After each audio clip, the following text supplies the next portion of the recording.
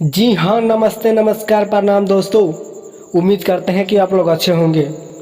बता देते हैं कि खेसारी लाल यादव के बहुत ही सुपर डुपर फिल्म बहुत ही जल्द आप सबके बीच देखने के लिए मिलेगा, जो कि फिल्म का टाइटल है प्रेम की पुजारन।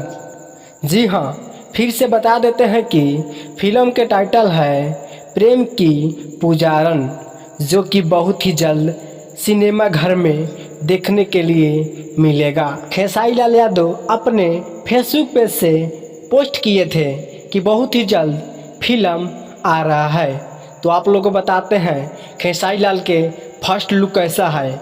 आप लोग खेसारी लाल यादव के फैन हैं तो इस चैनल को सब्सक्राइब, लाइक, शेयर ज़रूर करिएगा। हाँ, बता देते हैं कि कैप्टन वार चैनल से रिलीज़ किया जाएगा, जो कि बहुत ही जल्द आप सबको देखने के लिए मिलेगा।